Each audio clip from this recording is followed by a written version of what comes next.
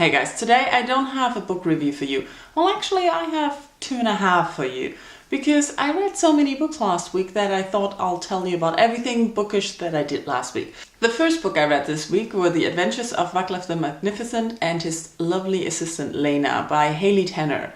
I bought this book thinking it's going to be a circus book or a magician's book, but it turned out to be an immigrant's book.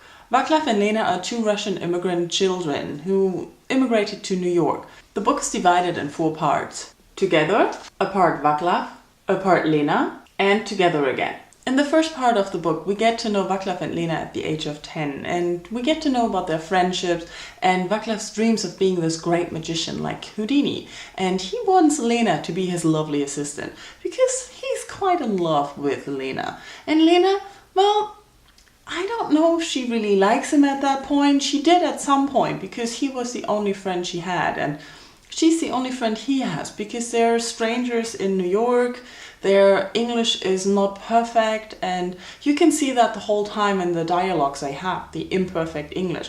And at the beginning it's kind of weird to get into the writing because you feel like the rest of the writing is not perfect English as well, which it kind of is, but for some reason you just feel it's not native, and that kind of puts you a little bit distant, but on the other side it gives you a deeper insight into the immigrants' feelings and everything. I really like that. Basically you get sucked into the story of those two children in the beginning of the book. The second 2 parts, where they are apart, basically skips the 7 years that they don't spend together and what happens in their lives there. And then when they get together again, it's like how they continue their friendship and how they try to bridge the 7 years they've been apart. And it's sort of a love story, but not as much love story as I expected from the cover saying it's like a Romeo and Juliet thing.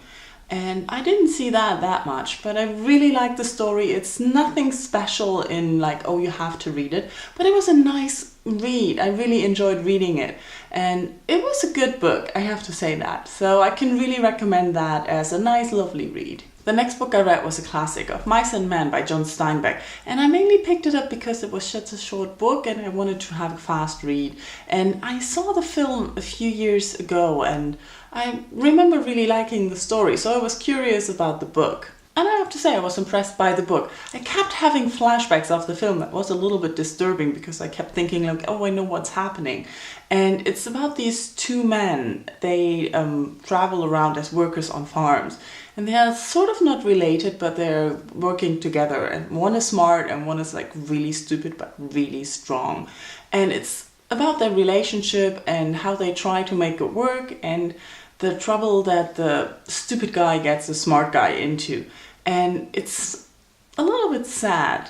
I don't really know how to summarize classic stories sometimes, but I can really recommend this because it's a very interesting read. It's a fast read. I read it in a day and I really liked the writing. Then I picked up The Making of Henry by Howard Jacobson, and as you can see it still has a postcard. I think I got like 20 pages past and I couldn't get into the book, so I put it aside again. And then I picked up Blood Red Snow White by Marcus Sedgwick. And I have to admit, I thought this was a fairy tale retelling of Rose Red and Snow White, but it isn't. It's a story about Russia in 1917, and I'm not finished yet. I still have 50 pages to go, but I really liked the beginning. The first part of the book is a fairy tale retelling about the Romanovs and Rasputin, and I really liked the writing. It pulls you in and it was really great.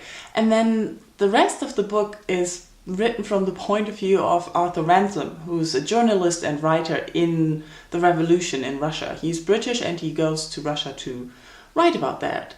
And some parts are really long and I got confused and they are dragging. It's really interesting about all the Bolsheviks and what's going on there and the historical things. I really like that. And the writing is really gripping in parts, but at others I'm just like, I don't really know what's going on. What's with this guy? I really don't know. For some parts he's a journalist and he thinks about being a spy all the time, but I still haven't figured out what spying thing he does. So I don't really know if that all clears up in the last 50 pages, but in general, I like the book. It's a nice and interesting thing. But I like the first 50 pages best.